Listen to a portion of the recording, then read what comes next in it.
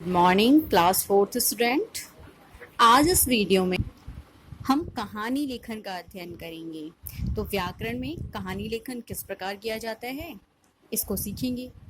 तो चलिए, पहली कहानी लिखने से पहले मैं आपको बताना चाहूँगी कि कहानी लेखन कोई बहुत ही कठिन कार्य नहीं है।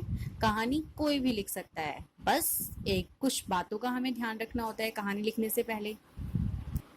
कहानी ज़रूरी नहीं किसी सच्ची घटना पर आधारित हो, लेकिन कहानी में एक शीर्षक ज़रूर होना हो चाहिए। इसके साथ ही कहानी का कुछ निष्कर्ष होना चाहिए, अर्थात कुछ शिक्षा मिलनी चाहिए उस कहानी से हमें। तो ऐसी कहानियाँ भी होती हैं। तो पहले आज हम इस वीडियो में एक कहानी देखेंगे और फिर उसके लिए आधार पर आपका गृह कार्य होगा।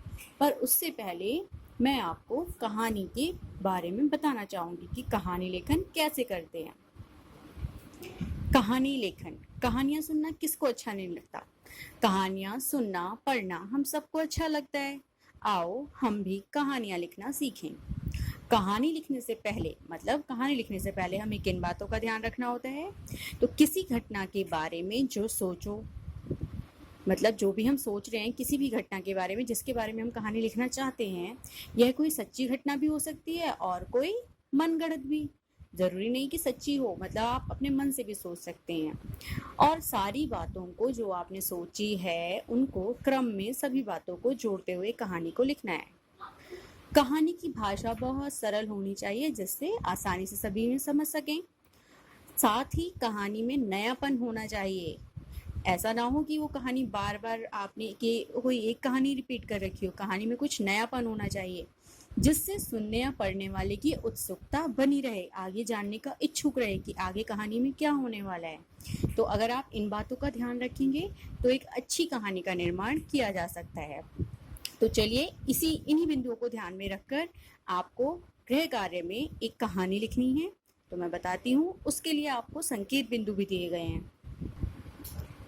ये है कहानी जिसका आपको निर्माण करना है। आपको इस कहानी को लिखना है और आपको संकेत बिंदु दिए हुए हैं। इन बिंदुओं की सहायता से आपको कहानी लिखनी है और साथ ही कहानी का शीर्षक भी लिखना है। तो चलिए बिंदु को एक बार पढ़ लेते हैं। एक राजा न्याय के लिए प्रसिद्ध। दो औरतों में झगड़ा, दोनों का एक ही बच्चे को अपना बताना, राजा का बच्चे को दो टुकड़े करने का आदेश देना, एक औरत का चुप रहना, दूसरी का रोना, राजा का न्याय, दूसरी ही असली माँ। तो आपको इस आधार पे, इन बिंदुओं के आधार पर एक कहानी बनानी है और इन बिंदुओं का उसमें इस्तेमाल करना है और साथ ही कहानी का एक उपयुक्त शीर्षक भी देना है। शीर्षक अर्थात जैसे पाठ का नाम होता है उसी तरह कहानी का भी नाम होता है, तो आपको उसका शीर्षक देना है। तो आज की वीडियो के लिए इतना ही। धन्यवाद।